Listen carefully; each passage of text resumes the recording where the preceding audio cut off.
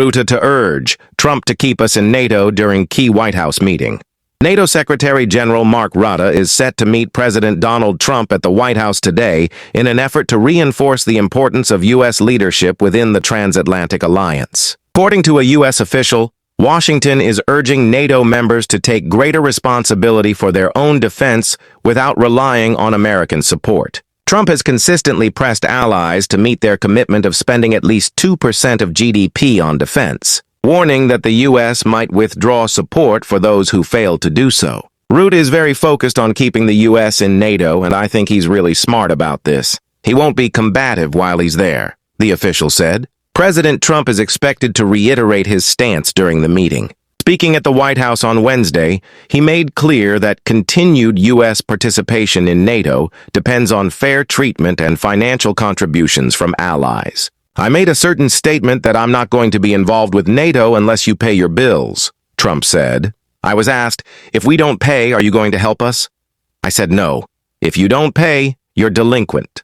At an Oval Office meeting with the Irish Taoiseach on St. Patrick's Day, Trump reinforced this point. "If you're not paying your bills, I'm not going to help."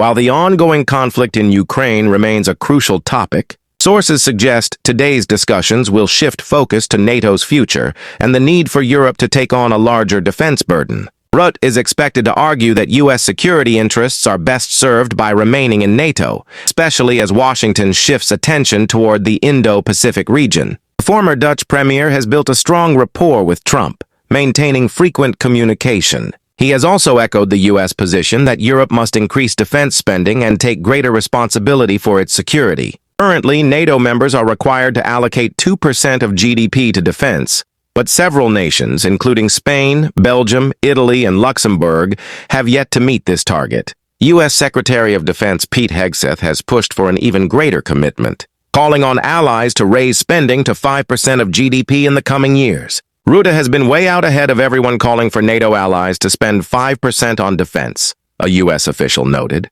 A heated CNN debate erupted over Donald Trump's speech at the Department of Justice on Friday, with accusations flying about the alleged weaponization of the DOJ under Joe Biden's administration. The fiery exchange unfolded on Newsnight, where GOP strategist and radio host Malik Abdul insisted that Biden had weaponized the Department of Justice, sparking a sharp rebuttal from ex-Republican and Lincoln Project senior advisor Tara Setmayer.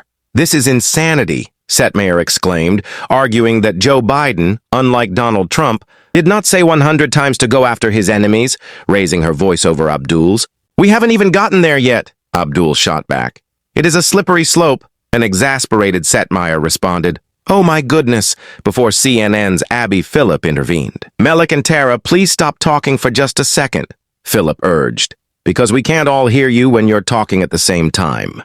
Abdul, a member of the Black Americans for Trump coalition, maintained that Trump's concerns about DOJ weaponization shouldn't be dismissed. "We shouldn't ignore the point that Donald Trump was making," he said, prompting Setmayer to retort, "Are you serious? Come on."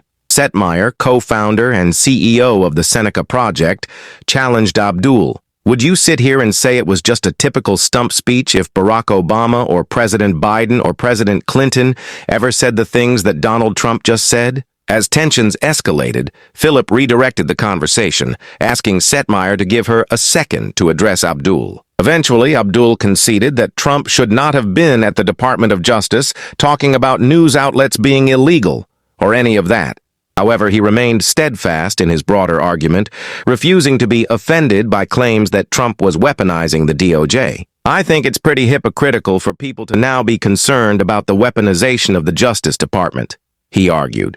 Arizona Senator Mark Kelly is parting ways with his Tesla after Elon Musk labeled him a traitor for visiting wounded Ukrainian soldiers. Kelly, a former astronaut and Gulf War Navy pilot, announced in a social media video that he no longer wants to drive a car designed by an a-hole. He also criticized Musk for his negative influence on the country. Kelly originally bought the Tesla because it was fast like a rocket ship, but didn't anticipate how much of a political issue it would become. He explained, "Every time I get in this car in the last 60 days or so, it reminds me just how much damage Donald Trump and Elon Musk are doing to our country.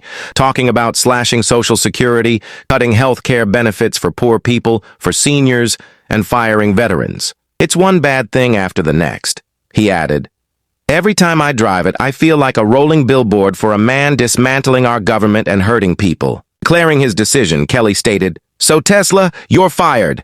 This is going to be my last trip in this car. New ride coming soon." Musk has not yet responded to Kelly's announcement. The controversy began when Musk attacked Kelly on X, calling him a traitor after his visit to Ukraine. Kelly, however, fired back during an appearance on MSNBC's The Rachel Maddow Show. "When I enlisted in the Navy, I swore an oath to our Constitution to protect and defend it. I have lived that oath my entire life," Kelly said. He went on to criticize Musk directly. "The only oath I can think of that maybe Elon has sworn is an oath to his checking account, to his pocketbook. An oath, maybe, to ruining the lives of veterans." Kelly concluded by urging Musk to focus on his business.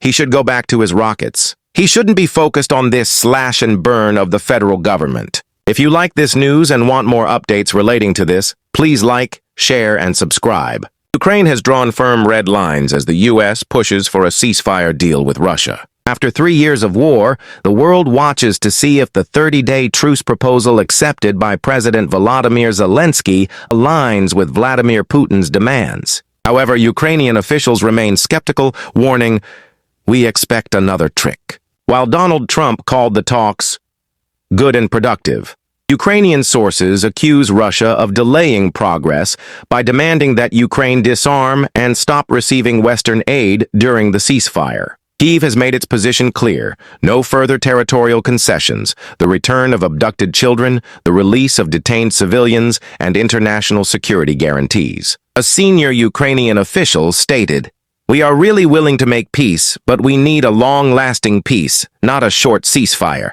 We do not want our children fighting this battle. A major dispute is Putin's demand that Ukraine fully surrender Kherson, Zaporizhzhia, Donetsk, and Luhansk, regions partially occupied since 2014. Moscow's 2022 referendums in these areas were widely condemned as illegal. Ukrainian officials reject any further territorial loss. It is not reasonable to demand that, for example, Zaporizhzhia or Kherson be fully handed over. That sounds like a fucking off to us." While Ukraine acknowledges that a ceasefire might freeze battle lines temporarily, it insists these regions are not permanently lost. "We will do our best to retake it with diplomacy." Putin claims to support a ceasefire but insists it must address the root causes of the conflict. The Kremlin later described him as cautiously optimistic after talks with Trump's envoy, Steve Witkoff. However, Mikhailo Podolyak, a senior Zelensky advisor, dismissed Putin's position as a direct desire to continue the war, arguing that Russia's terms would leave Ukraine defenseless. G7 nations, including the UK, warned Moscow to accept the ceasefire or face more sanctions. Trump also urged Russia to sign and complete a ceasefire and final agreement, calling the situation a real mess with Russia. Ukraine remains alarmed by Russia's forced assimilation in occupied areas. At least 20,000 children have been taken to Russia or Russian-held regions without parental consent. While Ukraine fights for survival, Russia is building its army not just with soldiers but with stolen children, said Mykola Kuleba of Save Ukraine, which has rescued over 600 children. The Center for Civil Liberties, a Nobel-winning group, estimates that 8,000 Ukrainian civilians are detained in Russian prisons. Vyacheslav Likachev stated, "The release of civilians should be without conditions. No sanctions should be lifted without the release of civilians." Ukraine remains firm. Peace must come with security, justice, and sovereignty.